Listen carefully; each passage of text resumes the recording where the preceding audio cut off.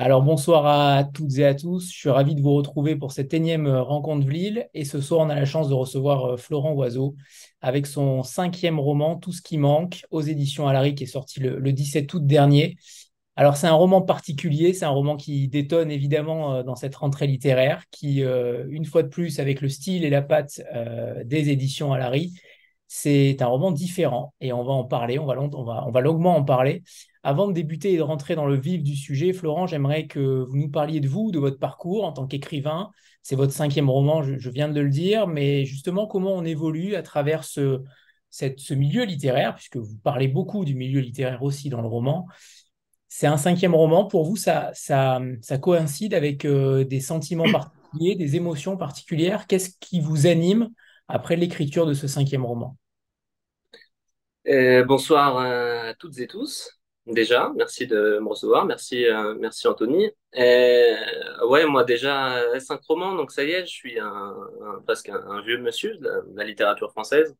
C'est un milieu dont j'ignorais évidemment tout, parce que on va dire que j'étais pas prédestiné à faire des livres, à en écrire, et tout est un heureux hasard dans mon aventure éditoriale, parce que j'ai envoyé qu'une moitié de manuscrit, donc il y a des années de ça, pour mon premier roman, et je l'avais envoyé uniquement aux éditions Larry, parce qu'ils recevaient les envois par mail, et ça coûtait beaucoup, enfin, un petit peu d'argent que de les faire relier et de les faire imprimer, et donc moi, j'avais envoyé un mail, mais bon, c'est même pas une bouteille à la mer, quoi, mais elle était à peine signée. Et donc ils m'ont contacté 2 semaines plus tard et ils m'ont dit bon, on aime bien votre première moitié, bah, on aimerait lire la suite. En règle générale, les gens nous envoient quand même deux moitiés. Et j'avais rien d'autre, donc j'ai demandé un petit délai et délai qu'ils ont accepté. Et depuis donc les cinq romans chez Alary.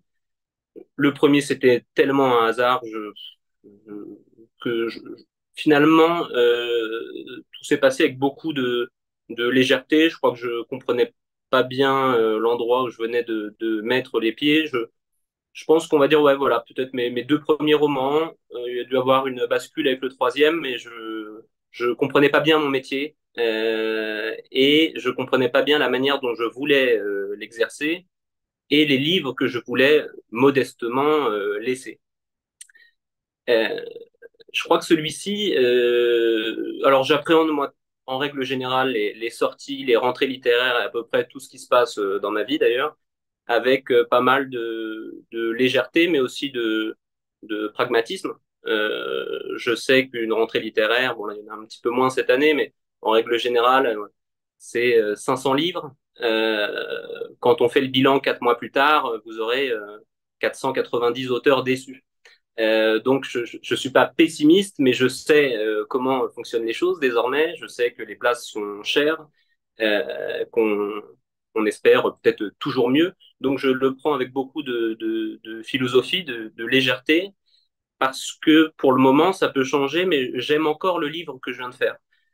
Très souvent, 2 mois plus tard, c'est déjà plus le cas. Et là, je l'aime encore et je pense que moi, ma part, je l'ai plutôt réussi.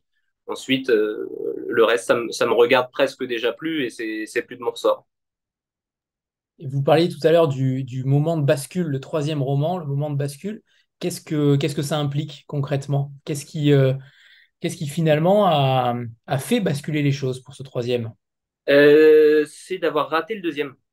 Alors, enfin, moi, c'est un roman, enfin, je le renie pas, il m'a justement beaucoup servi et pour certains lecteurs, il y en a qui préfèrent le deuxième roman aux autres, par exemple. Moi, je sais que quand je le lisais quelques mois plus tard, enfin, si j'ouvrais une page au hasard, c'était presque de l'ordre du rejet. Je me suis dit, bon, t'as énormément de chance parce que le pourcentage pour décrocher un contrat éditorial, c'est de l'ordre de 0,02%, je crois. T'as un pied dedans. Maintenant, sois sérieux, enfin, sois sérieux. Sois encore plus exigeant. Évite les choses un peu faciles et, euh, et sois peut-être plus rigoureux aussi. Je l'étais déjà, hein, il y avait beaucoup de travail, de relecture, mais je crois que ouais, j'étais moins rigoureux. Et en fait, d'avoir, c'est atroce presque. Et parfois, je le relis et je me dis, mais c'est pas possible, ce deuxième roman, Paris-Venise, c'est une autre personne qui l'a écrit. Mais, euh, mais en fait, c'est probablement le livre qui m'a le plus servi, paradoxalement. Je crois vraiment que la bascule, parce que le premier, j'ai une espèce de tendresse qui sera probablement infinie, parce que je sais dans quelles conditions il a été écrit, parce que je le trouve encore amusant. Sur le plan littéraire, il n'est pas très intéressant, mais il m'amuse encore. Le deuxième, vraiment, je me suis dit, c'est pas ce que j'ai envie de faire. Donc je crois que je le dois à ce livre que j'ai très vite plus aimé. Merci pour cette honnêteté qui est plutôt rare chez les auteurs. On parlera tout à l'heure de cette place de l'auteur dans le milieu, mais avant cela, vous parliez tout à l'heure de métier. C'est intéressant parce que votre personnage principal, euh, on n'a pas l'impression que c'est son métier, concrètement. On n'a pas l'impression que c'est cette notion de métier, de travail quotidien. Et vous l'avez dit dès le début. J'aimerais avoir votre avis sur ça. Est-ce que finalement, être écrivain, c'est un véritable métier? Euh, En fait, le plus difficile pour moi quand j'écris, c'est de donner un métier à mes personnages. C'est souvent, globalement, c'est que de la fiction, mais je trouve qu'inventer un métier, c'est hyper dur de parler de quelque chose qu'on connaît pas. Et moi, j'en ai fait beaucoup, mais je les ai jamais gardés très longtemps. Enfin, on m'a jamais gardé très longtemps. Et surtout, j'ai réussi à les caser dans à peu près tous mes livres. Il me restait plus que le métier d'écrivain, mais je sais aussi que un écrivain qui écrit sur un écrivain, bon, c'est déjà pas très original, c'est assez redondant et j'avais pas du tout envie qu'il y ait quelque chose d'excluant, qu'on se dise, bon, c'est encore de l'entre-soi, le petit milieu qui se regarde. Donc je voulais pas que ce soit toute la part du livre. Pour autant, oui, c'est un métier. Moi, et justement, je le comprends au fur et à mesure des livres. C'est un métier qui s'apprend. Je crois quand on est ouais, quand on a une forme d'exigence, quand on met un peu l'ego de côté, je pense qu'on progresse à chaque livre. Après, dans la façon de l'exercer, moi, peut-être mes deux écrivains préférés, il y a Franz Bartels qui écrit 8 heures par jour, tous les jours depuis 1980, et Jean-Paul Dubois qui n'écrit qu'au mois de mars tous les 2 ans. Donc, enfin, je pense qu'il y a autant de méthodes et de rapports au travail qu'il y a d'auteurs. Euh, mais ce qui est sûr, c'est que c'est un métier à part entière. Ça, c'est évident. Par rapport justement à ces deux influences, ce sont des influences qui sont sur le travail de l'auteur, le travail littéraire, ou au contraire, ce sont des auteurs que vous lisez évidemment, j'imagine, mais est-ce qu'il y a d'autres influences? Quels sont les auteurs qui vous ont façonné aussi en tant que lecteur? J'avais, enfin, Par exemple, je vois, dans la quatrième de couverture, on parle de John Fante. Est-ce que ça fait partie de ces influences-là aussi? non, mais pas loin parce que à 14-15 ans, je pense qu'en dehors du club des cinq et des livres qu'on nous faisait lire à l'école et que je lisais pas tellement d'ailleurs, je suis pas persuadé que j'avais déjà ouvert un livre pour passer le temps, pour y prendre du plaisir, pour m'évader. Voilà, pour moi, le livre, vraiment, c'était une sorte de sanctuaire. C'était ce qu'on apprenait à l'école. Et moi, tout ce qui avait rapport avec l'école, ça allait pas trop, on va dire. Et un jour, on m'a fait lire un livre de Bukowski, un ami au lycée. Et je me suis dit, ah, on a le droit de faire ça. Et je pensais réellement, de façon un peu naïve, mais je pensais réellement que c'était interdit. Je pensais il fallait mettre les nœuds des négations pour que les phrases soient grammaticalement correctes. Je pensais qu'on n'avait pas le droit à l'argot. Enfin, et là, je me suis dit, ah, on peut aussi faire ça. On peut écrire un bouquin de 300 pages qui se passe dans une chambre d'hôtel miteuse à Détroit. On peut raconter la vie telle que je l'imaginais déjà à 14-15 ans, telle elle me faisait déjà un petit peu fantasmer, je crois. Et donc ça a été le vrai déclic parce que je me suis dit, ok, j'y ai potentiellement droit.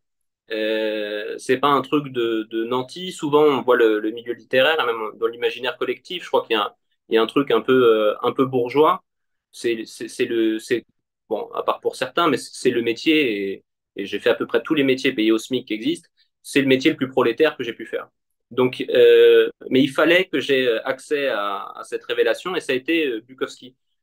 Et j'ai lu, je pense, de 15 à 25 ans de façon assez épisodique, mais j'allais chercher de ce côté-là, on va dire, la Beat Generation. Et puis après, à 25 ans, ça a pris plus de place dans ma vie. Je suis encore je suis pas un lecteur acharné. Parfois, je vois sur les réseaux des blogueurs et blogueuses littéraires qui notent le nombre de lectures par an. Je n'ai peut-être pas lu tout ça dans ma vie, mais je lis de plus en plus. Et donc maintenant, ouais, je me développe et j'apprends et surtout, j'aime encore prendre des claques. Et j'aime encore découvrir des auteurs et dire, ah oui, d'accord, on fait pas le même métier. C'est parfois aussi très plaisant de lire des auteurs qu'on trouve très mauvais, parce qu'on se dit, bon, il y a un truc quand même qui est chouette. Mais j'aime encore prendre des claques et j'en prends assez régulièrement. Est-ce qu'on a le droit de vous demander de nous donner une claque et une fessée?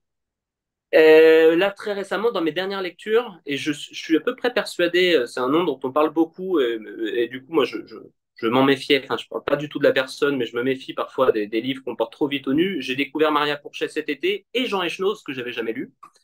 Et je suis à peu près persuadé qu'elle a dû lire Jean Echenoz, parce que je trouve qu'il y a quelque chose de facile et d'évident dans l'écriture. Et donc, Jean Echenoz, j'ai commencé probablement le dernier par Vite Gérard Fulmar, et je trouve que c'est virtuose.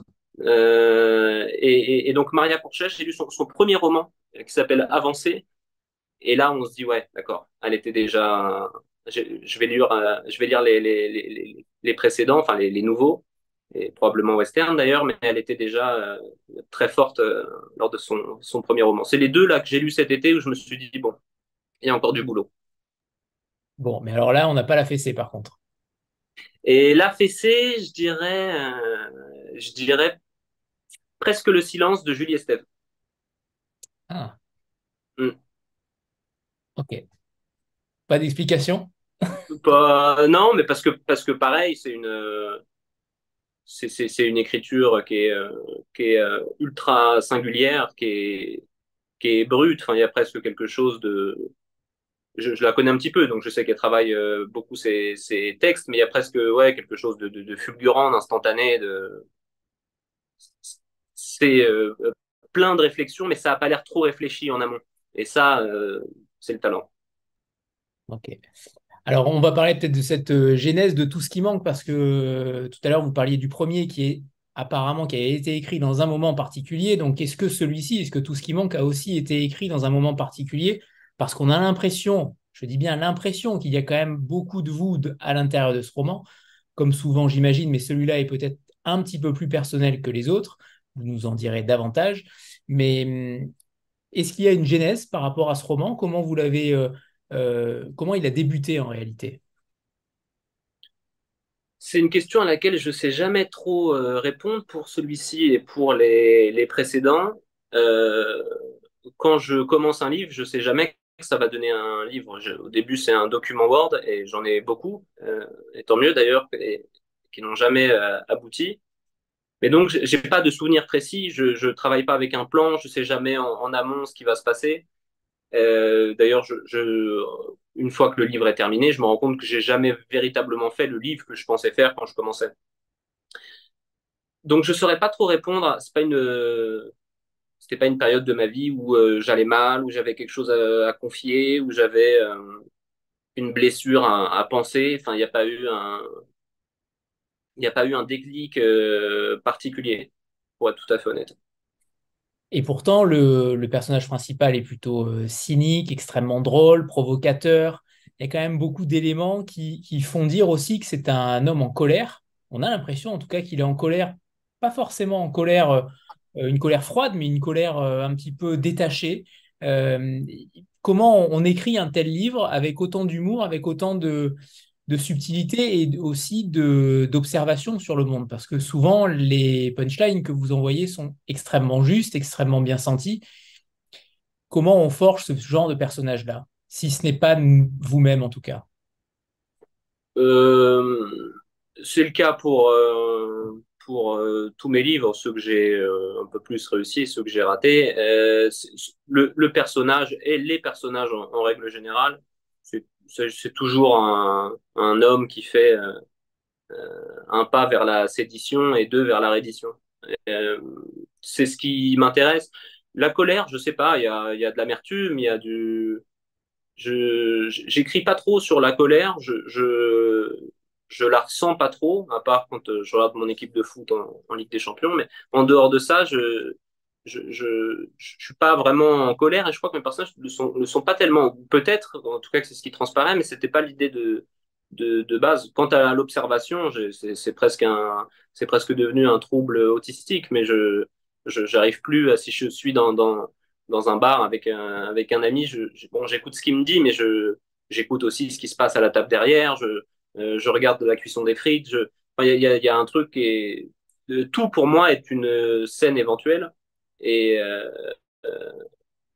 et il y a une phrase dans le livre qui est pas de moi. Ça se passe dans un bar très rapidement. Elle n'a pas tellement d'importance d'ailleurs, mais il y a juste un mec au bar qui dit très premier degré, de face, c'est pas mon meilleur profil. Et ça, moi, je peux passer des nuits entières à essayer de la trouver. J'y arriverai jamais. Je descends en bas de chez moi et je l'entends au bar. Et donc, je me sers de ça. C'est pas que des anecdotes de comptoir, mais je me sers de ça en règle générale et dans la vie. Mais quand je prends le train, quand je lis, quand je me promène, je suis autant je travaille pas tous les jours, j'écris pas tous les jours, mais je pense à l'écriture, à mes livres de façon constante. Les fameuses brèves de comptoir de Goriot. De Goriot. Ce personnage principal, justement, ce narrateur, finalement, qui est-il? Est-ce que c'est un loser, un anti-héros, un double de l'auteur, un peu des trois? Comment vous le définiriez, cet auteur? Il est quand même si, il est à la fois très attachant parce qu'il est évidemment très amoureux de cette Anna qui l'a quitté, mais on a envie de l'avoir comme ami, tout simplement, cet homme-là. Même s'il est très amer, même s'il est peut-être aigri, mais en tout cas, moi, je me suis senti proche de lui. Mais c'est qui pour vous? Concrètement, cet homme-là, c'est qui? Euh, je... Parfois, je suis en rencontre avec d'autres auteurs et je les entends dire, j'ai pas choisi. Un jour, j'étais à table et mes personnages sont venus à la table et bon, moi, il y a qu'un couvert. Mais et puis c'est souvent le même personnage. C'est ça qui me touche. Anti-héros, j'aime bien. C'est souvent ce qu'on dit, ou on peut dire héros de l'ordinaire ou du quotidien. C'est sûr qu'il a pas, c'est pas l'écrivain flamboyant, c'est pas l'homme qui réussit dans tous les aspects de sa vie. Mais je sais qu'en tant que, bon, en tant qu'écrivain forcément, mais même en tant que lecteur, que spectateur, je suis toujours mais infiniment plus touché par ceux qui trébuchent, par ceux qui ratent, par ceux qu'on regarde pas forcément, ceux dont qu'on met pas forcément sous le feu des projecteurs. Moi, c'est ces personnages-là qui m'amusent et qui savent m'émouvoir. Et donc, c'est ce que j'essaye de faire. Mais encore une fois, c'est pas hyper difficile pour moi. Parce que et puis très probablement d'ailleurs que je dois être un peu comme ça dans la vie aussi. Enfin, c'est même à peu près sûr. Euh, donc, ça se fait franchement de façon hyper naturelle. Et comment justement, parce qu'on quand on vous lit, en tout cas, je me suis imaginé, euh, je vous ai imaginé écrire ce livre en fait. Je vous ai imaginé écrire ce livre dans des bars, dans des endroits avec un petit œil qui dépasse du mur, comme peut-être comment dire, du vice ou en tout cas du voyeurisme, sans mauvais jeu de mots, hein, mais en tout cas en tant qu'écrivain voyeur, avec ces petites phrases qui font tout d'un livre. Comment vous écrivez concrètement ce livre-là? Est-ce que vous êtes dans la rue, tout simplement, dans les transports en commun? On a l'impression que vous prenez beaucoup de notes, comme vous le disiez tout à l'heure au bar, potentiellement, en tout cas des notes dans votre tête, mais vous écrivez constamment finalement? Et alors, je n'écris que chez moi. Ouais. Parce que j'ai tellement de mal à me concentrer, justement quand je suis dehors, enfin tout est prétexte à ce que je me dissipe. Donc j'ai besoin d'être chez moi, faut pas qu'il y ait de musique. J'écris en règle générale la nuit, mais bon, au début c'est parce que je trouvais que ça faisait partie de l'imaginaire de cet écrivain qui écrit quand tout le monde dort. Bon, il m'arrive aussi de le faire la journée maintenant. Mais non, je le fais que chez moi. En revanche, quand je sors, c'est toujours, je reviens à la maison et j'ai probablement un chapitre qui commence à s'écrire, où j'ai quelque chose sur lequel je peux creuser. Après, la problématique principale, c'était d'écrire parce que j'ai pas tellement fait exprès, mais on peut quand même, mais c'est une histoire d'amour.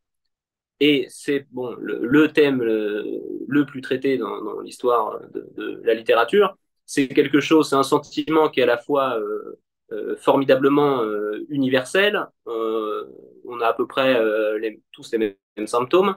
Et pour autant, quand on l'éprouve, quand on en parle et quand on le vit, on a l'impression d'une singularité absolue. C'est-à-dire que tout le monde vit ça, tout le monde le recherche, tout le monde l'éprouve, tout le monde l'a vécu, tout le monde le regrette. Et en même temps, tout le monde a l'impression, et à juste titre, d'avoir vécu quelque chose d'unique. Et la vraie difficulté dans mon travail quand j'ai écrit ce livre, c'était d'éviter les lieux communs.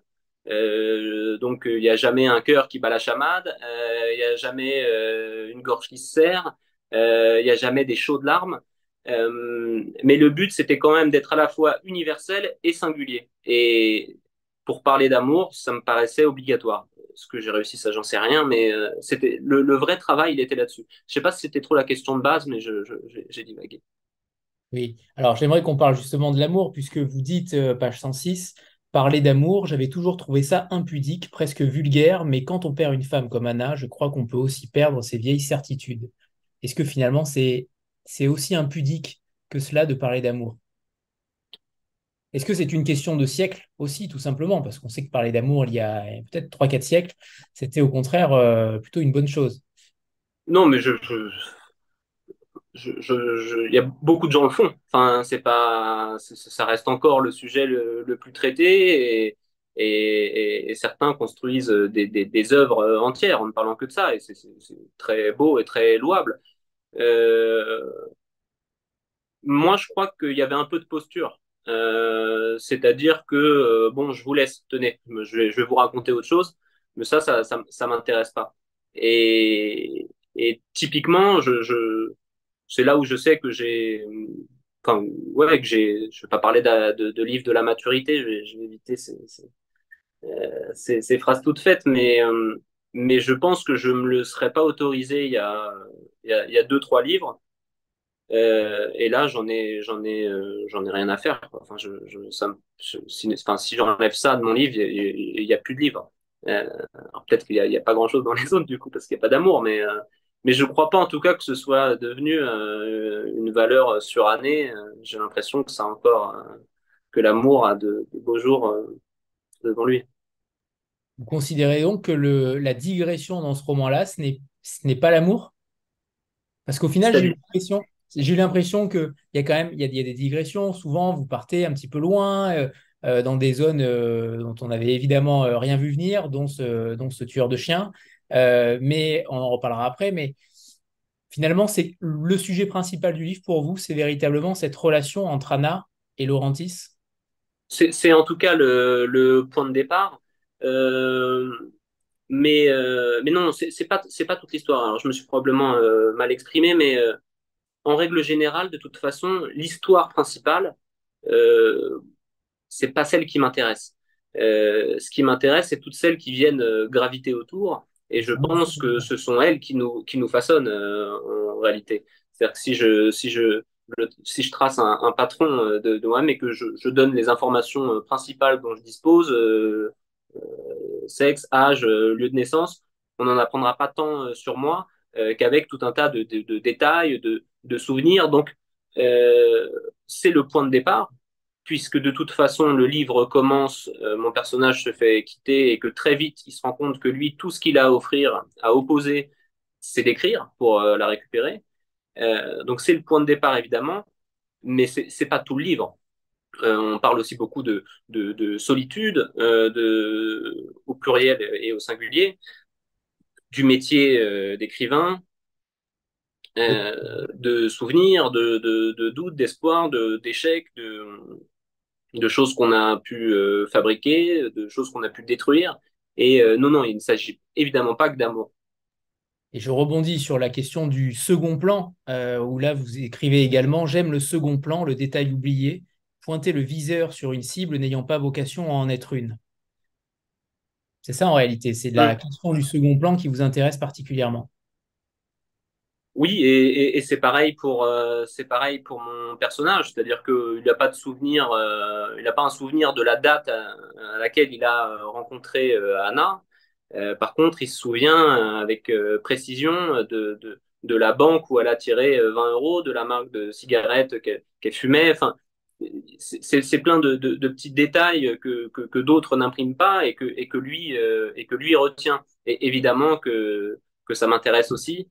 Et j'y prends plaisir, mais c'est pas artificiel, c'est vraiment ce que je vois.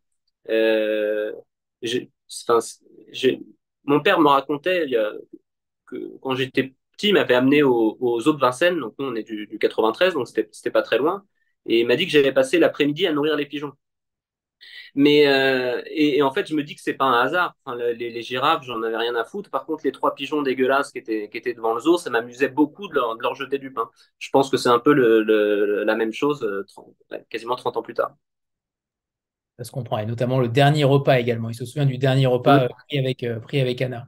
Alors, il y a une question d'Aurélie plutôt anecdotique, mais c'est vrai que elle marche forcément. Cette phrase, c'est la phrase sur Iggy Pop. Elle vous demande si vous l'avez vraiment entendue pour de vrai. Je la cite. Moi, j'ai failli voir la bite d'Iggy Pop après un concert à la Grande Halle en 86. Je vous jure que je l'ai vraiment entendu. Ça ne m'étonne pas. Je vous le jure. J'ai un témoin d'ailleurs, enfin un pote, et ça fait quasiment 10 ans, hein. Mais il y a pas une semaine où on ne parle pas de ce type, qui est venu, mais de nulle part, juste pour nous parler de son fait d'armes. Mais le fait d'armes est sublime. Enfin, s'il avait vraiment vu la bite d'Iggy Pop, je l'aurais jamais écrit, mais lui avait failli l'avoir. Et ça, avec tout ce que ça comporte, enfin, pourquoi est-ce qu'il a pas réussi. Puis il est parti, mais aussi vite. Et il y avait une forme de gravité dans la façon enfin, vraiment, il a lâché ce truc-là et il est parti. Et j'ai trouvé que c'était un héros absolu, ce type. Mais donc oui, c'est ça, j'aurais aimé l'inventer, mais non, non, c'est véridique. Bravo Aurélie, l'actrice fine. Oui. Page 98, vous dites, j'ai toujours été incapable de parler de mes livres, je ne m'estimais pas qualifié pour en faire la promotion et vomissais l'exercice marketing. Pour moi, écrire un livre est un jeu de hasard, de chance, de passages secrets dans lesquels on s'engouffre sans le faire exprès, d'atrophie, de grève bancale et d'improvisation. Trop connaître ces livres, savoir en parler, revêt une bizarrerie que je trouve suspecte. Elle est intéressante cette phrase parce qu'en effet, de plus en plus d'auteurs n'arrivent pas à parler de leurs livres. Peut-être par pudeur, peut-être par maladresse, mais c'est vrai qu'on entend de plus en plus d'auteurs avoir du mal à en parler. Qu'est-ce que vous en, est-ce que c'est déjà votre cas? On n'a pas l'impression ce soir, mais peut-être que c'est quelque chose de sous-jacent. Mais elle est très intéressante parce qu'on voit aussi, de l'autre côté, dans l'autre pan, beaucoup d'auteurs détailler extrêmement facilement leurs livres, comme si c'était un devoir de mathématiques. Et ça peut être en effet plutôt inquiétant, je suis assez d'accord avec vous. Et j'arrête pas de dire que c'est une fiction, que c'est une pure fiction, et à chaque question, je suis obligé de confesser qu'il y a une part de vrai. Mon éditeur est catastrophé à chaque interview. Il me dit, bon, t'as été très sympa, tu t'as fait rire tout le monde, mais tu n'as jamais parlé du livre. Honnêtement, moi, enfin, là, c'est assez informel. On parle du livre, mais aussi de la bite d'Iggy Pop. C'est très facile, mais quand spontanément, il faut vendre son livre, déjà vendre son livre, euh, je suis pas à l'aise avec ça. Et en réalité, c'est pas le travail de moi. Mon travail, c'est d'écrire des livres. Je suis très heureux d'en parler. Même moi, j'adore quand par exemple, si jamais il y a une dédicace en librairie et qu'ensuite on n'est plus sur le truc des signatures, mais qu'on discute, voilà, que ça devient une vraie conversation. Ça me plaît beaucoup. J'adore raconter des anecdotes sur le milieu, sur comment j'en suis arrivé là, sur mon rapport à l'écriture. Parler du livre, je le pense pas en amont, je le fabrique pas. Donc j'ai pas ensuite un manuel détaillé, mais c'est hyper important. J'ai un ami journaliste qui m'expliquait que euh, les audiences, enfin, il est à la radio, que les audiences avec un auteur qui parle bien de son livre et un auteur que peut-être au moins aussi bon, si ce n'est plus, mais qu'en parle mal, c'est du simple au double.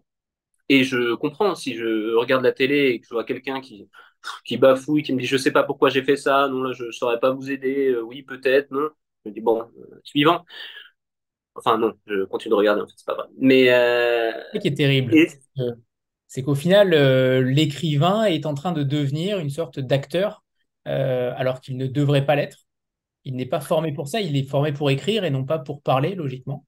hum, et et oui, c'est vrai que moi quand je vois des bêtes de scène, je me méfie. Enfin, et puis faut aussi accepter, et ça c'est quelque chose qui est très difficile. Moi, je suis pas débordé par les interviews, mais quand j'ai un livre qui sort, j'en ai quand même quelques-unes, des rencontres. Il faut aussi quand même arriver à faire le deuil de ce truc-là, qui est de répéter tout le temps la même chose. Et ça, parfois, quand moi j'en ai donné trois ou quatre d'affilée, et je m'entends parler, je me dis mais je le pense ce que je raconte, ou en fait c'est juste devenu une habitude. Donc, je préfère ne pas trop parler du livre, mais essayer de donner envie quand même par d'autres biais, en étant, je crois que je le suis tout le temps, et pareil, ça c'est pas quelque chose c'est pas du tout une posture, mais en étant toujours hyper honnête sur ce que je ressens, sur les livres que j'ai pu faire avant, sur la manière dont je vois ce métier. Mais je crois que j'arriverai jamais à être un super commercial, et c'est pas grave, j'ai fait une croix là-dessus. Personne ne vous le demande, promis. Bon. Alors, j'aimerais qu'on parle des silences, parce qu'il y a un très beau passage sur les différents silences, page 63, et je vous cite une fois de plus. J'aime bien vous citer parce qu'il y a quand même de très beaux passages. Ce n'est pas grave les silences, mais ils n'ont pas tous la même tonalité. Celui-ci était empreint de fatalité, comme si la route sur laquelle nous étions ne menait qu'à une impasse. Elle est importante, c'est vrai qu'il y a des silences qui sont totalement différents. Est-ce que vous avez eu peut-être, je ne sais pas, une anecdote ou quelque chose qui vous émeut particulièrement lors des silences, ou le silence dans l'écriture également? Il y a peu de silence finalement dans ce livre-là. C'est un livre qui est extrêmement verbeux, il y a beaucoup de paroles, justement, pas en contradiction avec cela. Est-ce que vous pouvez nous évoquer quelque chose par rapport à ce passage-là? Euh, Là, c'est une anecdote. Enfin, le personnage est avec Anna. Enfin, c'est un souvenir avec Anna où ils sont dans un magasin de cuisine et en fait, dans chaque cuisine, ils jouent un rôle différent. Euh, Ils ont un peu bu. Anna est hyper créative. Lui joue toujours un peu le même personnage, donc il y a une sorte de comique de répétition. Et puis, ils vont dans une autre cuisine et là, elle lui dit on joue nos vrais rôles. Et, euh, et là, il y a le premier silence parce que il sait déjà qu'ils sont sur le déclin, que ça va se terminer. Et le silence se poursuit quand ensuite ils sortent du magasin et qu'ils sont dans la voiture parce que les deux ont compris, avec le silence précédent, que c'était fini. Or, j'adore quand je suis avec quelqu'un que j'aime et qu'on n'a rien à se dire. Enfin, qu'on se sent pas obligé de le combler. Il y en a un qui fait des mots fléchés et l'autre qui regarde par la fenêtre, et je trouve ça sublime. Ce qui est grave, c'est quand on est obligé de le combler, c'est quand on en a peur.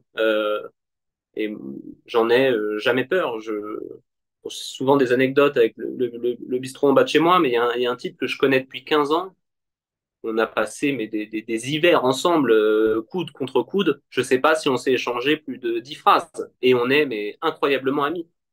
Et ça, je trouve ça beau. Le jour où il se met à parler, je suis très inquiet. Euh, donc, tout dépend de comment on envisage le silence. Et en fait, tout dépend, bon, c'est une évidence, mais de ce qui cache ce silence. Euh, je sais que j'en ai besoin pour écrire. Je peux pas écrire avec de la musique ou avec quelque chose en fond. Enfin, je sais que certains écrivent en écoutant des podcasts. Je me dis, comment arrive-t-il à faire autant de choses différentes à la fois? Moi, j'ai besoin du silence ou alors la complainte de la ville, une sirène au loin, un bruit de bouteille qui se casse, ça me va, mais j'ai besoin du silence pour écrire et je crois que j'en ai aussi besoin dans ma vie. Pourtant, ça m'arrive d'être très bavard, y compris dans ce livre. Est-ce qu'on pourrait parler du titre du livre, Tout ce qui manque? C'est un titre qui est extrêmement à la fois évocateur et à la fois mystérieux. D'où vient-il? Je sais que souvent les auteurs laissent place aux éditeurs pour trouver des titres, ou en tout cas il y a souvent un accord commun. Je sais que Guillaume Allary aime bien aussi avoir des titres particuliers. Comment est né ce titre et qu'est-ce qu'il évoque concrètement pour vous? Et Guillaume Allary aime bien trouver les titres. Il Eh faut oui. le savoir. Je crois que sur les 4 précédents, il a dû en trouver 3. Il y en a un seul qu'il a accepté dès le départ. C'est un exercice dans lequel je suis très mauvais. Pour celui-ci, j'étais particulièrement pas inspiré. Donc, en février, le livre est terminé. Il reste allez, une dernière relecture qu'on qualifiera de cosmétique. Mais j'ai pas le titre. Et à chaque fois que je lui en propose un, il est de plus en plus désemparé. Et au bout d'un moment, il finit par me dire, bon, poliment, mais je comprends le message. Bon, on est en avance, on a du temps, m'emmerde pas trop avec tes titres auxquels toi-même tu ne crois pas. Quand tu le trouveras, il apparaîtra comme une évidence. Bon, c'est un peu redondant, mais du coup, je descends je vais au café en bas de chez moi et je croise une amie et qui me dit, bon, j'ai cru comprendre que ton livre était bientôt terminé. Et je lui dis oui. Elle me dit, et le titre? Et je réponds, mais bon, sirotant mon café, je dis, bah, c'est tout ce qui manque. Et je réalise pas, moi. Et elle me dit, bah, en rigolant, mais est-ce que ça pourrait pas être ça, le titre? Et je m'arrête et je me dis, putain, je crois que c'est la fameuse évidence dont il me parlait. Et je dis, mais tu plaisantes, mais si, je pense que c'est ça le titre. Et donc j'appelle mon éditeur et je me dis, bon, ça se trouve, il va encore m'envoyer dans les cordes, et il va me dire, bon, cherche ton évidence, mais cherche-la ailleurs qu'au bar. Et quand je l'appelle et que je raconte donc, comment ça s'est fait, il me dit, il est là. Euh, donc je suis très content et il me dit, mais est-ce que tu sauras dire pourquoi? Je dis, putain, merde, il suffisait pas juste de le trouver, il faut ensuite être capable de le justifier. Et tout ce qui manque, c'est une évidence, parce que tout ce qui manque, bon, c'est Anna. Tout ce qui manque à mon personnage, donc qui est écrivain, c'est un livre important. Et donc il essaye de l'écrire pour elle, pour la récupérer. Et tout ce qui manque, c'est aussi tout ce qu'on ne voit pas et tout ce que lui voit. Ce sont des personnages seuls, délaissés, à la marge. Enfin, à la marge, ça dépend de qui la trace. Donc, en fait, il marche, mais à tous les endroits, ce titre. Et, et je trouve qu'en plus, ça fait une belle histoire. Donc, en règle générale, c'est vite bâché comme question. C'est-à-dire que je dis, bah, j'en trouvais pas, mon éditeur a trouvé celui-ci et c'est réglé. Mais, euh, mais là, j'aime beaucoup l'histoire et donc, ouais, il a quelque chose de très évident. En règle générale, un titre, il est dans le livre. Mais bon, moi, je vais chercher, je, ça y est pas. Et c'est une phrase qui n'apparaît, je crois, jamais dans le livre. Je suis même sûr. Euh, Ouais, mais mais donc, hmm. à un moment donné, il y a un dialogue et on demande à Laurentis, tu sais pourquoi t'écris? Il lui répond même pas. Est-ce que vous savez pourquoi vous écrivez, Florent? Euh, ouais, ouais, je pense. En fait, très vite, je me suis rendu compte que c'était le seul métier que je pouvais faire. Enfin, je sais que le point de départ, certains auteurs ont baigné dedans tout de suite. Il y en a pour qui c'est une évidence. Euh, Moi, c'en est devenu une. Parce que je crois que c'est ouais, le seul métier à m'avoir vraiment fait envie. Et j'adore l'ennui. Je suis très entouré, j'ai une vie sociale plutôt riche, mais je passe énormément de temps seul. J'ai jamais occupé ne serait-ce qu'un F2, donc en plus, s'ennuyer dans 18 mètres carrés, c'est encore une dimension supplémentaire. Et, et en fait, enfin, on a vite fait le tour dans 18 mètres carrés, et l'écriture, ça coûte pas cher. Euh, Il y a plein de passions qui nécessitent d'avoir de l'espace, du matériel, du fric, et l'écriture, pas du tout. Et j'avais pas de matériel, pas d'espace et pas de fric. Et en plus, le métier me faisait envie. Euh, donc je crois qu'il y a une forme de... mais c'est une belle fatalité, mais il y a une forme de fatalité. J'écris parce que je peux rien faire d'autre. Et il y a un truc un peu plus nombriliste, mais j'écris aussi parce que ça me rend fier. Euh, mais c'est une fierté enfin, que j'espère pure. Mais pour mes parents, lesquels les pauvres, ça a été très compliqué parce que je me suis fait virer de partout, parce que il y a pas un prof qui leur a fait un compliment en 15 ans de scolarité, parce qu'ils allaient me chercher chez les flics, parce que j'ai réussi à me faire virer de mon club de foot dans le 93, ce qui est à peu près impossible. Euh, et donc j'ai été très fier quand mon premier roman est sorti et que j'ai pu leur donner, parce que ils m'en tenaient pas rigueur, on a une famille très, très soudée, mais j'étais content de leur donner quelque chose qui pouvait aussi les rendre fiers. Donc il y a à la base l'ennui, l'évidence, et puis ouais, j'aime mon métier et je suis fier de l'exercer. C'est une belle preuve d'amour. Et en parlant de preuve d'amour, il y en a une autre, c'est celle dont vous parliez à l'instant sur le fait d'écrire pour Anna ce roman. Je trouve que c'est peut-être la plus belle preuve d'amour, d'écrire un roman pour récupérer une femme, en tout cas une personne. Je vous cite là aussi, Anna, tu n'es pas juste une infirmière. Anna, tu n'es pas une colocataire. Anna, tu n'es pas une habitude. T'aimer est ma première certitude. L'avoir mal fait est la deuxième. Vouloir écrire un livre pour inverser le cours de notre histoire est la dernière. Est-ce que c'est quelque chose qui vous a traversé l'esprit aussi au moment d'une rupture, peu importe qu'elle soit amoureuse, qu'elle soit familiale? Est-ce que pour vous, écrire un livre pour récupérer une personne, pour se faire pardonner, pour quelconque raison en tout cas, est-ce que pour vous, le fait d'écrire un roman, d'écrire un livre, ça ouvre le champ des possibles? Je sais pas. Je sais pas parce que quand on écrit un livre, il y a forcément une dimension égoïste. Euh, Peut-être qu'on dit qu'on écrit un livre pour l'autre, mais peut-être qu'on l'écrit aussi pour soi. Je pense qu'il y a de meilleures façons de réparer, de se faire pardonner que d'écrire un livre. Et c'est peut-être parfois trop tard.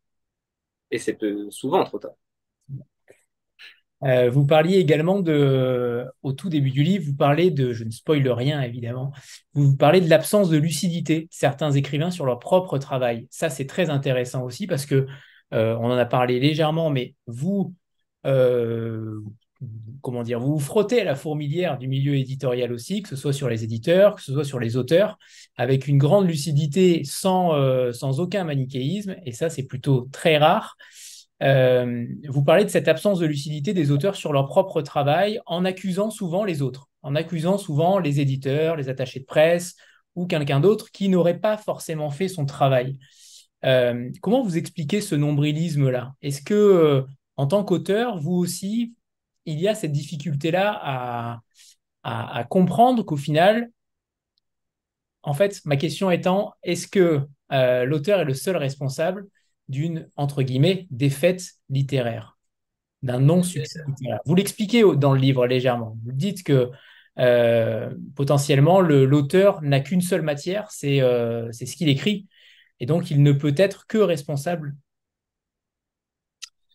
Je vais tempérer un petit peu ce que j'ai dit en début d'entretien. Sur une rentrée littéraire, il y a on va dire 500 livres qui sortent, on aura 480 déçus.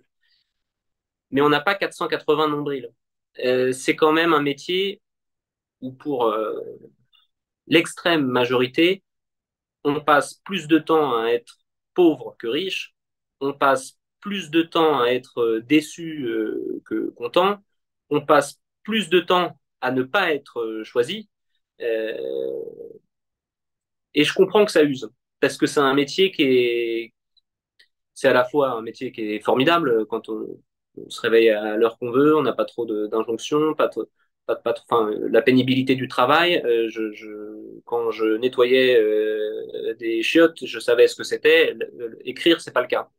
Euh, mais il y a quand même quelque chose qui est difficile, c'est que c'est qu'à chaque fois je pense qu'on sort un livre, on se dit qu'on a tout mis, on se dit qu'on mérite mieux.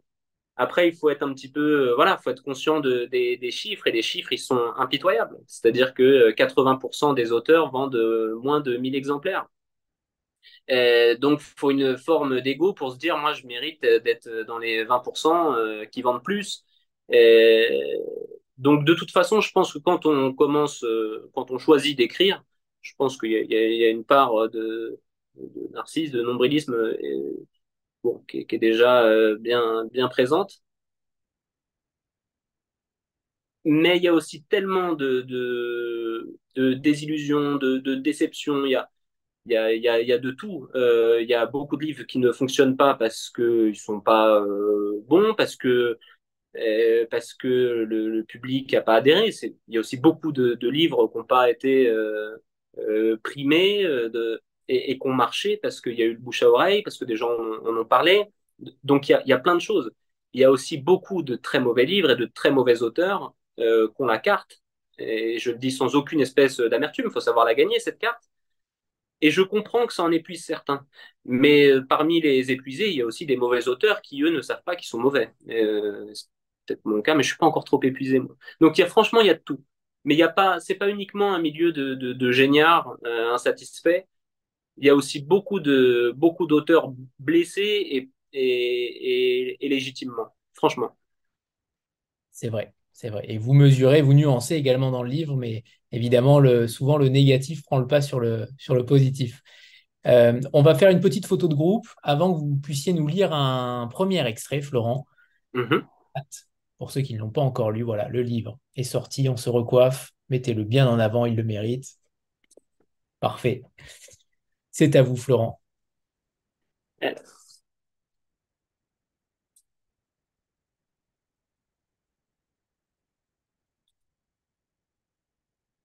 J'avais commencé l'écriture de mon livre depuis plusieurs semaines et je ressentais une forme d'enthousiasme candide. La nuit, je travaillais dans le grenier, j'avançais vite et savais où j'allais. Roman peu épais, déclaration en filigrane, tout pour Anna. Je mettais un point d'honneur à ne pas me perdre, à ne pas céder à la phrase ou au mot de trop. Évidemment, l'histoire était à la lisière du grotesque, mais la véritable entreprise se logeait ailleurs. Pour la première fois, j'avais le sentiment d'épurer. Malgré une nonchalance revendiquée, allez-y, ne faites pas attention à moi, de toute façon je m'en branle, mes livres précédents débordaient de postures et hautes coquetteries inutiles. Je faisais l'intéressant, je ne voulais pas trouver le meilleur adjectif, il me fallait le plus improbable. Je me tenais éloigné des sentiments importants, des quêtes initiatiques, trop occupé à ricaner de celles et ceux qui s'y risquaient. Mes personnages regardaient tomber la pluie sans s'en émouvoir. Je me promenais entre deux eaux, un peu de grave, un peu de tendre. Je minaudais surtout. Mes romans semblaient dire: je suis ici, la cantine est correcte, mais je pourrais très bien être ailleurs. Je ne force pas. Je vous laisse la sueur et les convictions. Je serai éternellement mou et facile. Là, j'écrivais pour Anna et je ne voulais pas faire l'intéressant. Des choses honnêtes, cachées pour elle, pour l'éternité. Anna, je n'envisage personne d'autre. Ça ne changera jamais et ce texte n'a aucun autre but que de te le dire. Je ne souhaitais rien de plus, lui offrir un texte brut et sans artifice. Chaque nuit, devant mon ordinateur, dans ce grenier parfumé par le temps, je me sentais délesté d'une quête stylistique. J'avais parfois écrit pour faire joli ou pour faire triste, pour faire rire, très souvent pour fasciner ou donner envie aux filles de se cracher dans les mains. Cette fois-ci, j'avançais avec un viatique, celui de simplement dire: te le dire, Anna, ne pas te rencontrer aurait été l'unique drame de ma vie. Parfois, j'y pense. Je m'imagine aller à une autre soirée cette nuit-là, il y a 15 ans. Une soirée où tu n'es pas, et te rater, respirer de mon côté, faire des rêves dans lesquels tu n'apparais pas, ignorer ton existence, regarder des ciels d'été sans t'y voir. C'est vertigineux, c'est impossible. Si je t'avais loupé il y a 15 ans, parfois j'y pense, j'aurais vécu en ignorant. Une vie sans connaître le goût de ta salive et le poids de tes larmes, je te le jure, Anna, ça aurait été une vie ratée. Merci. C'est quand même surprenant qu'on n'ait pas choisi justement les mêmes extraits. Je suis très content. C'est très bien, c'est très bien. On ne s'est pas Hum, concerté et c'est très bien. hum. Alors, on va faire une interview. Ça fait longtemps que je ne l'avais pas faite. Une interview tu préfères. Ok. Avec évidemment, j'ai sélectionné des moments du livre, en tout cas des problématiques du livre. Et donc, évidemment, Florent, vous répondez comme vous le souhaitez, en détaillant ou pas. Mais voilà, donc il y a des petits moments parfois cocasses, mais en tout cas, c'est dans le livre. Tout est dans le livre. Désolé pour ceux qui l'ont pas encore lu, mais vous comprendrez peut-être, ou en tout cas, Florent peut détailler parfois quand c'est pas si clair. Alors, Florent, Je me permets de te tutoyer là pour le coup, pour Avec l'interview. plaisir. Tu préfères les bons écrivains, les mauvais ou les autres? Les autres, Parce que tu en fais parce pas. que c'est ma caste. Tu préfères Gênes ou Paris? Paris. Parce qu'à Gênes, on peut jamais boire un coup après 1 heure du matin. Et Paris, tout le temps. C'est vrai. Les auteurs auto-édités ou les anciennes figures du grand banditisme? C'est dur, celle-là. Euh, j'ai Très j'ai- dur. j'ai des connaissances dans à peu près les deux domaines. Et les auteurs auto-édités. Le grand format ou le poche en salon? Le grand format. Tu peux expliquer pourquoi? L'auteur le dit, alors que bon, je me désolidarise totalement, mais c'est vrai que sur un livre de poche, bon, c'est déjà une chance inouïe que d'être en poche, hein. Beaucoup de livres ne le sont pas. Ça donne une autre visibilité, une autre vie au livre. Et surtout, moi, quand j'ai 20 euros en librairie, j'achète 3 poches. Je n'achète pas un grand format. Mais c'est vrai que comme on gagne 10% sur un livre en grand format et que ça fait environ Déjà très 1,80 peu. euro, qu'on ne gagne pas des premiers livres vendus, mais ça, c'est encore autre chose, ça mettrait du temps à expliquer, le principe de la valeur et de comment on le rembourse. Sur un poche, je crois que c'est 5% de 8 euros. Et là, il faut aussi rembourser la somme qui a été payée par l'éditeur de poche. Bon, ça devient un peu technique. Bon, grosso modo, ce que j'explique, c'est que signer un poche, ça revient à dédicacer un marque-page. Mais continuer quand même d'acheter des poches, c'est très important. Tu préfères un salon littéraire ou une interview? Une interview. Parce qu'en effet, les salons littéraires n'ont pas bonne presse dans ce roman. Et c'est très drôle. Ce sont des passages extrêmement drôles parce que c'est, en tant que lecteur, en tout cas pour ma part, quand j'y vais, je n'ai aucune envie d'être derrière une table en tant qu'auteur. Je pense que c'est peut-être une des pires sanctions qu'on puisse infliger à un auteur. Et on voit ces mines déconfites et c'est assez, c'est très bien vu, une fois de plus ta description des salons littéraires. On voit que tu y as passé du temps, mais que tu n'y passeras peut-être plus beaucoup de temps dans les années. Alors, je suis tout le week-end au Salon du Livre de Nancy et je suis très content d'y être et c'est un très beau salon. Il y a aussi une part de vanne, évidemment, et je suis très content d'être invité en salon et j'espère que voilà, ces petites vannes ne me fermeront pas trop de portes. Mais par moment c'est difficile. Ouais, vous êtes à côté d'une star de la littérature qui a une file donc qui empiète sur vos livres. Vous servez d'accoudoir et vous attendez toute la journée sous une tonnelle à 35 degrés en écoutant le même discours de cette personne qu'on vend énormément. Il y a des moments, voilà, pour l'ego, mais c'est bien, ça remet en place. Et il y a aussi des chouettes moments quand même. Mais une interview, ça dure moins longtemps. Tu préfères parler de ton livre ou ne pas en parler du tout? Je préfère en parler. C'est quand même une chance et ça veut dire qu'on me pose des questions et qu'on s'y intéresse. Donc même si je suis pas excellent dans l'exercice, c'est une chance d'avoir une vitrine et peu importe la vitrine, donc en parler.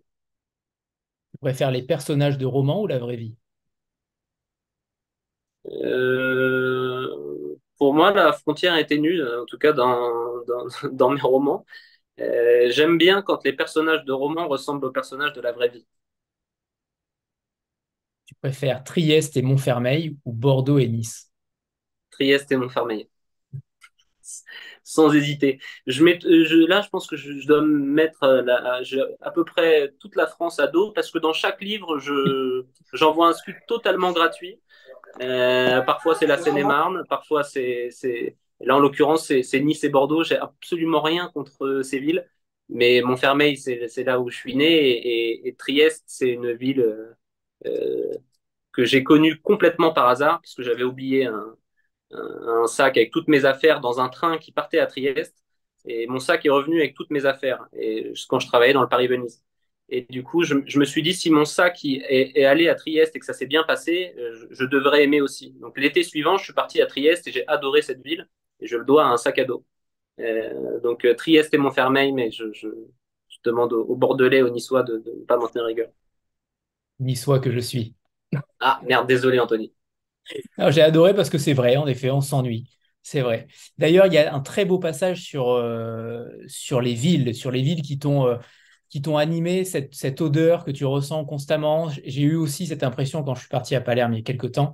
Et c'est vrai que ce sont des villes foisonnantes en Italie notamment, qu'on n'oublie pas. Il y a un très beau passage dessus que je retrouverai tout à l'heure et que je vous lirai. Je n'arrive plus à le retrouver, je ne l'avais pas noté, ça m'a fait penser, mais on y reviendra tout à l'heure. Est-ce que tu préfères Myriam, Anna ou Vera, qui sont trois femmes du livre, et on va aussi en parler un petit peu juste après. Qui préfères-tu? Anna. Pourquoi? Parce que qu'est-ce qu'elles représentent les deux autres? Euh, Anna, parce que c'est l'objet du livre et que je lui dois ça. Ok. Autofiction, tu préfères autofiction ou roman? Roman. Christiane Vieri ou Pippo Inzaghi?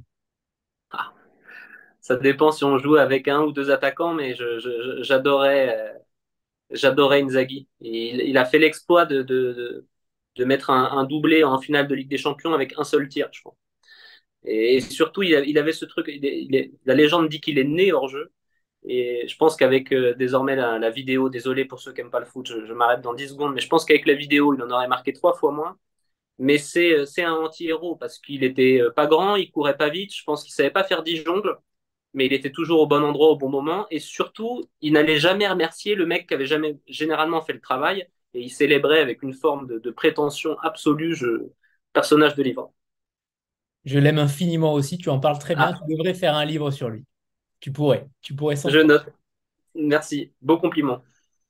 Tu préfères baiser le monde ou les lendemains? Je suis plus habitué au lendemain. Très bien. Tu préfères les lèvres roses comme des framboises ou la bouche en forme de vulve de guenon? Je rappelle que tout est dans le livre, hein, je précise, hein, je n'invente rien. En fait, c'est vrai que c'est quelque chose qui me dérange, je trouve, et y compris parfois dans des livres qui rencontrent un succès fou. Je, je, je vois parfois des descriptions et je me dis, c'est pas possible. Enfin, je prends souvent un exemple, il avait le regard bleu azur. Alors moi, là, le livre, il tombe de mes mains, mais immédiatement. Si on décrit un regard, une bouche, c'est que ça a de l'importance. Mais si jamais on utilise les mots que tout le monde utilise pour les décrire, alors ça n'en a plus aucune. Et bon, enfin quand je dis voilà, son cœur bat la chamade, les poings qui se serrent, la gorge qui se noue, enfin, je trouve qu'il y a beaucoup, il y a une paresse langagière qui moi me dérange. Et en fait, cet auteur, donc Anna lui reproche dans un livre précédent d'avoir comparé sa bouche à une vulve de guenon. Et en fait, elle explique, elle, que c'était pas du tout pour être original et singulier, et que c'était juste pour se mettre en avant, et qu'il voulait pas parler de sa bouche, mais parler de lui, en fait, en faisant ça. Probablement un peu vrai aussi. Mais je préférerais toujours une comparaison un peu bancale, mais que j'aurais lu pour la première fois, à une fraise, une bouche en forme de fraise. Et à ce titre, je te conseille le dictionnaire des clichés littéraires chez Arléa. Ah, Petite pépite, en effet, sur les phrases clichés que tu exposes aussi dans le livre. Je te cite rapidement. Je suis fatigué de ces formules retrouvées partout dans les livres. Les lèvres roses comme des framboises, les poings serrés quand il faut dire l'énervement, ces gorges nouées pendant les drames, le cœur qui s'emballe sur un quai de gare, le regard bleu-azur dans lequel on se perd, les femmes belles comme le jour, le nez aquilin. C'est cela, tu l'as bien dit, en effet. bon.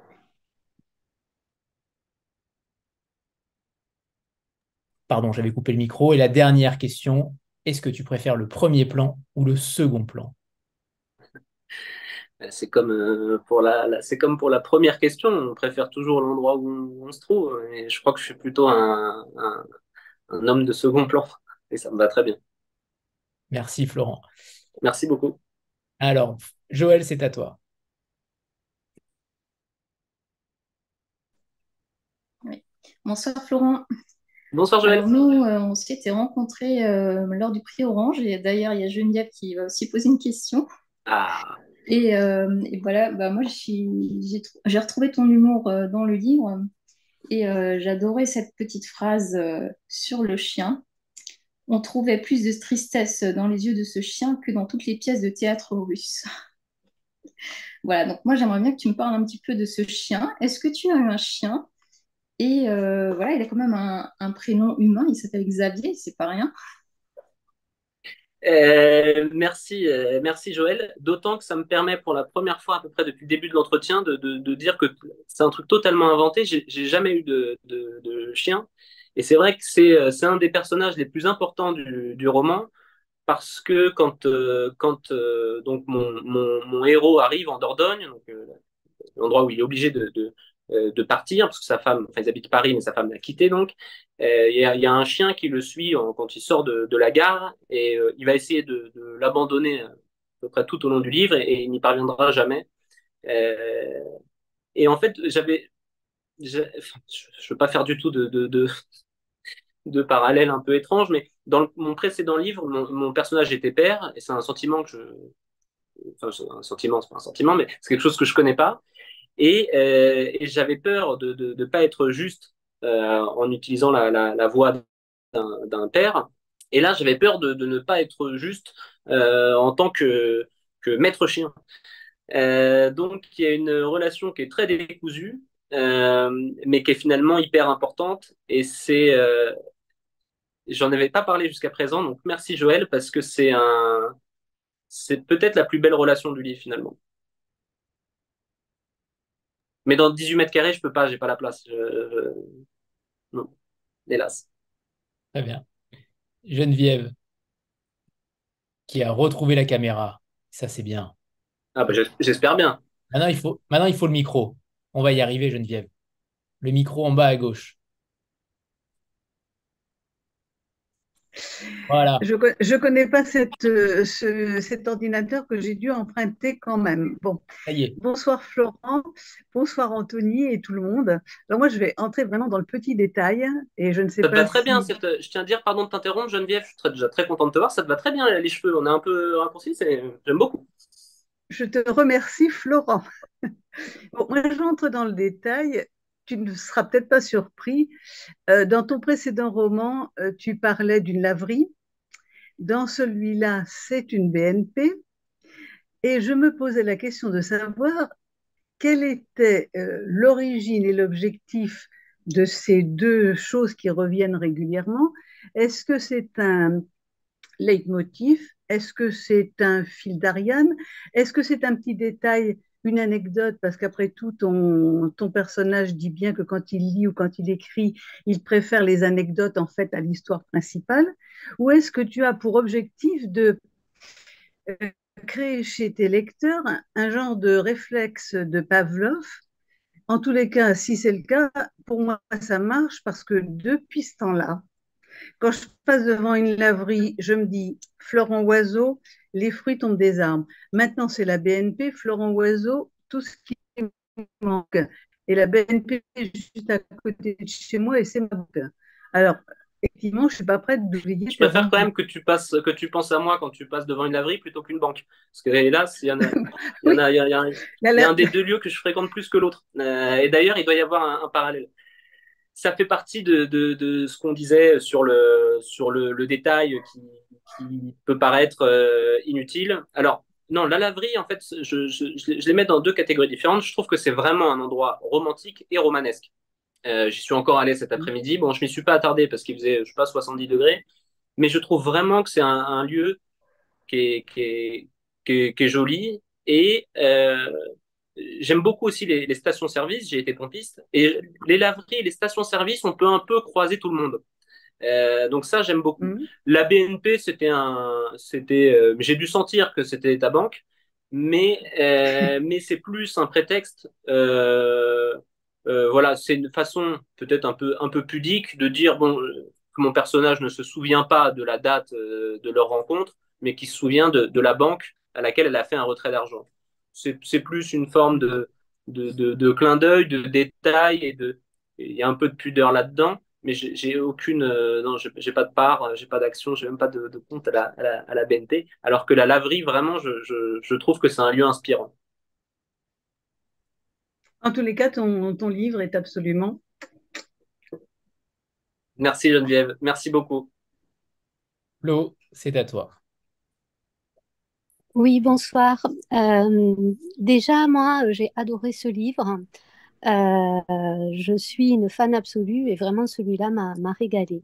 Moi, j'avais une question. C'est vrai que dans les précédents livres, vous nous aviez habitués à nous parler de l'Est parisien, qui est vraiment, j'ai l'impression, votre lieu de prédilection. Et là, étonnamment, on part à la campagne, on part en Dordogne. Donc, moi, je voulais savoir qu'est-ce qui avait motivé ce voyage, ce changement de décor. Et merci beaucoup, Flo, déjà, pour le soutien, la fidélité, les mots précieux ce soir et les autres jours. Et Je merci, ne- merci à votre maman d'avoir apprécié Oui, ma critique de Babel livre. plus qu'apprécié, mais ça reste entre nous. Merci. Justement, comme il n'y a jamais un énorme scénario dans mes livres, on va dire que je surprends pas le lecteur par l'action. Je me suis dit que si en plus c'était à nouveau un type qui se balade dans l'Est parisien, on allait peut-être commencer à me dire, bon, t'es gentil, mais là, tu tournes en rond. Et en même temps, je suis très sédentaire. J'en sors quasiment jamais, ou sous la contrainte, ou pour le Salon du Livre de Nancy. Donc, quoi, je ne suis pas fâché avec les salons. Mais la Dordogne, c'est un endroit que je connais un petit peu et que j'aime beaucoup.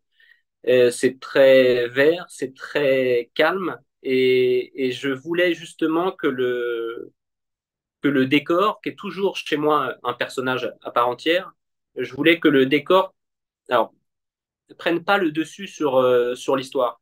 Et si mon personnage avait dû écrire à Paris, il aurait fait que sortir, il n'aurait jamais écrit son livre. Donc c'était important pour moi de choisir un lieu, un peu comme pour les métiers, j'ai besoin de parler de lieux que je connais, même si l'action, enfin, à un moment, je cite Gênes, ça dure 2 pages, j'ai quand même été à Gênes. Parce que j'ai vraiment besoin, c'est comme pour les métiers, de parler de ce que je connais. Et je connais que le 93, la Dordogne et Paris.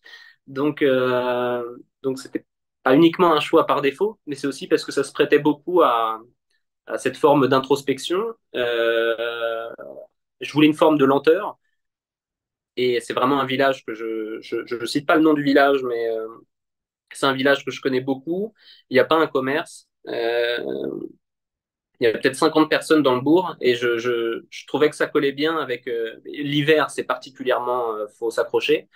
Mais je trouvais que ça collait bien avec ce que je voulais faire de mon personnage. Merci Flo.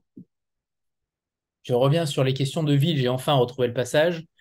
Et donc, je vous cite à nouveau.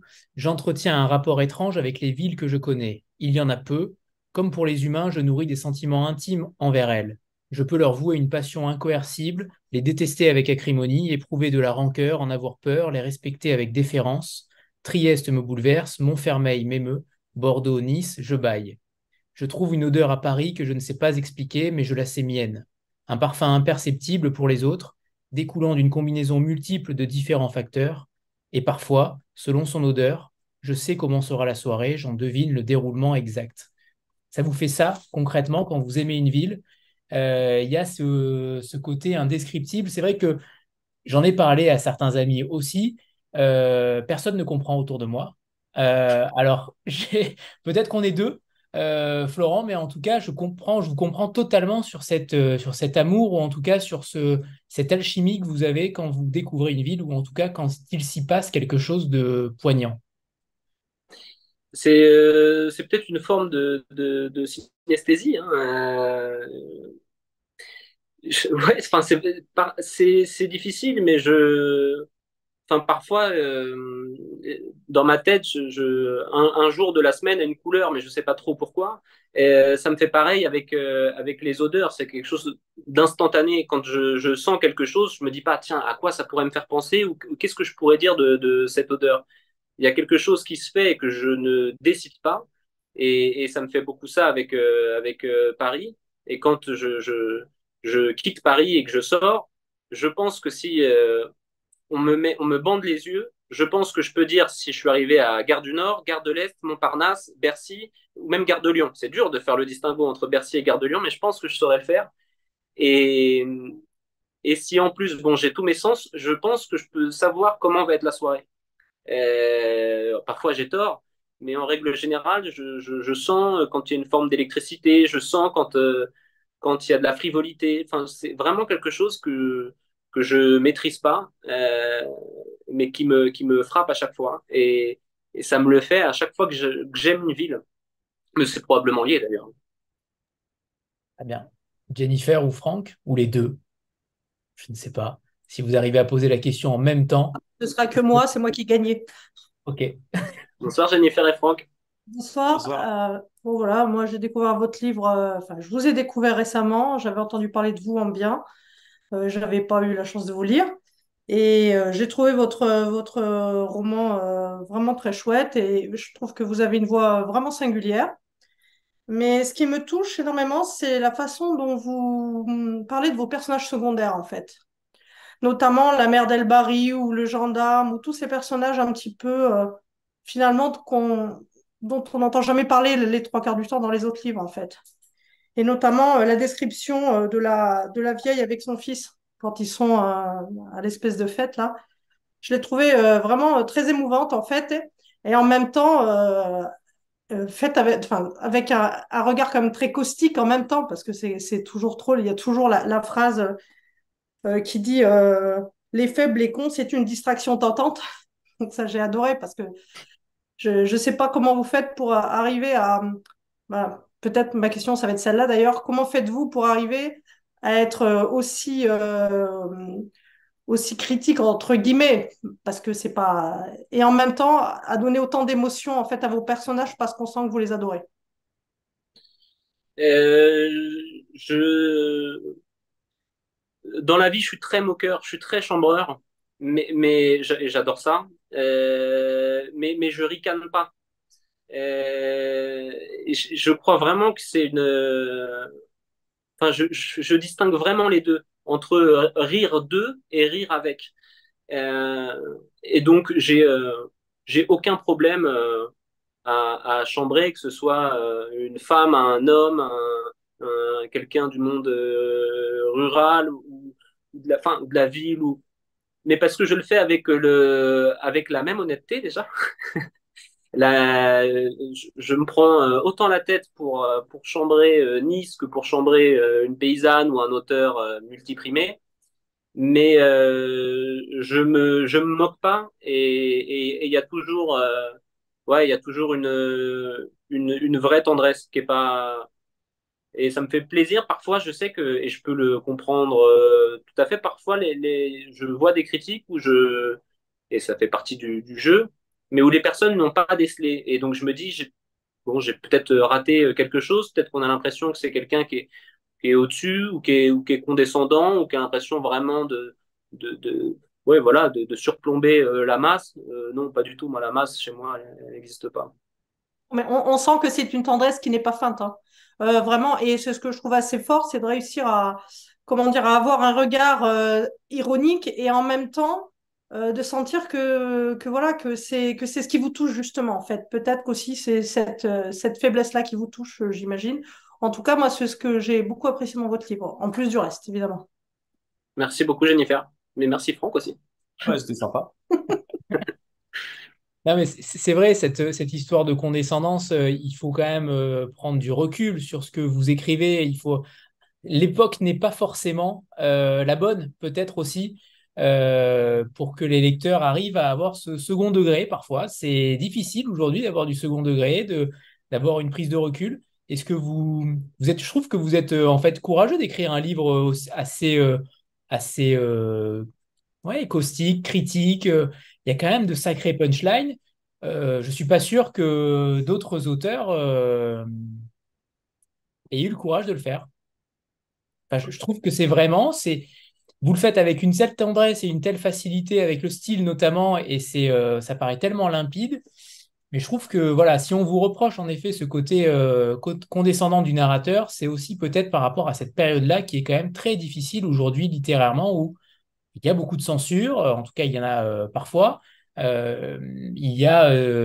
a encore vu une histoire là récemment sur les Sensitivity Readers avec Kevin Lambert. Il y a quand même beaucoup de choses qui se créent chaque jour par rapport aux livres et par rapport aux mots qu'on emploie.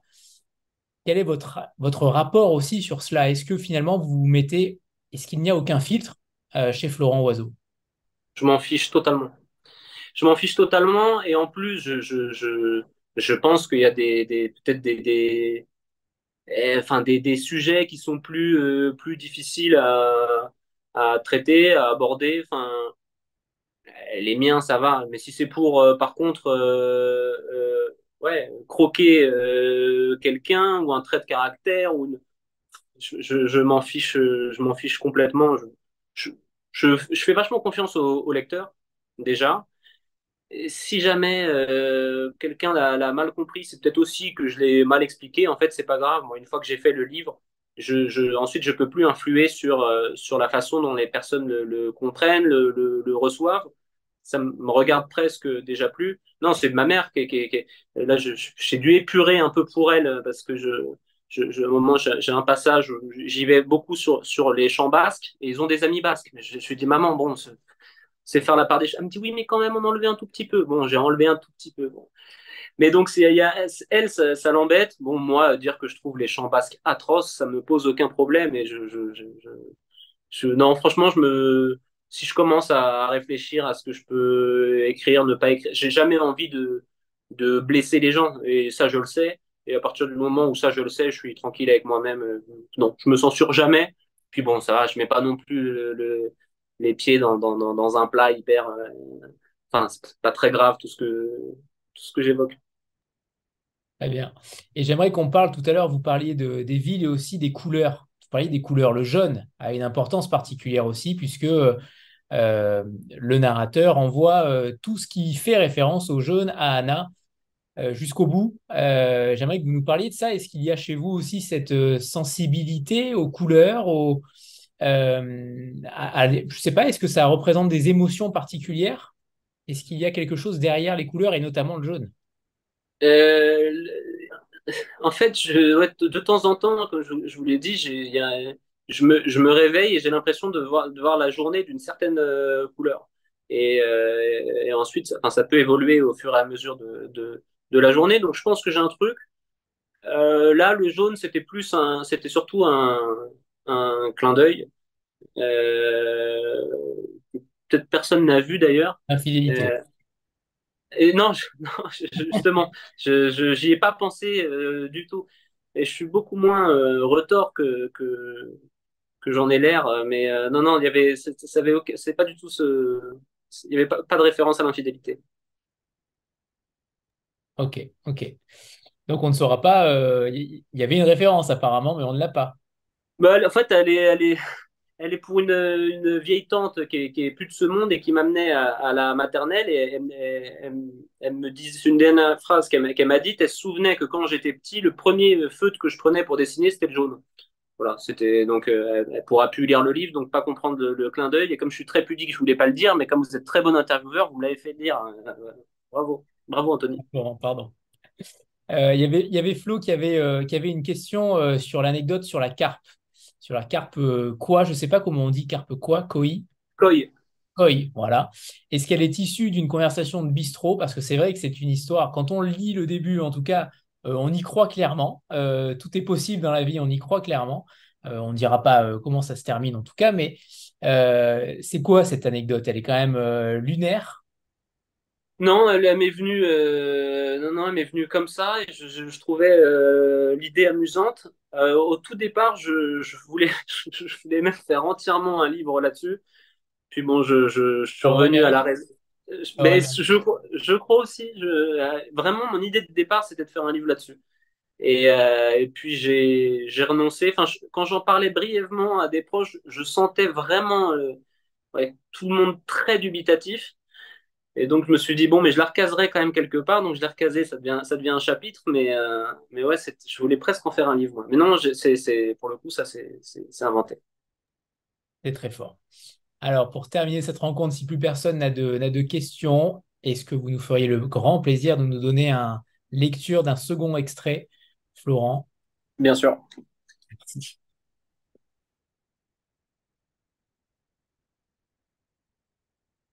Alors.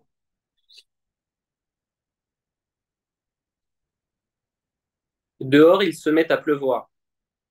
Je me souviens alors d'une énigme qui dit « C'est toujours lui qui pleut ». Et la réponse est « Il ». Il pleut. On peut ranger ce qu'on veut derrière ce pronom, un gros nuage, Dieu ou simplement il. Il pleut et le sol se parfume. La terre respire et le marteau-piqueur ne marteau-pique plus.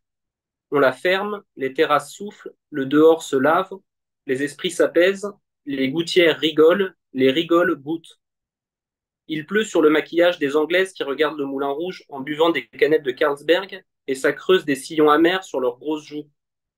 Il pleut et derrière les vitres, les chats envisagent ce spectacle dont on dirait qu'ils sont les seuls à le comprendre vraiment. Devant les phares des voitures, il pleut aussi et tout devient constellation et poussières éternelles. Et le clignotant et l'essuie-glace chantent de concert, se tordent, geignent, font des harmonies. Dans l'habitacle, on ne parle plus. Parfois, la radio le fait pour nous pendant que le ciel pianote sur le capot. Il pleut et je t'attends, Anna.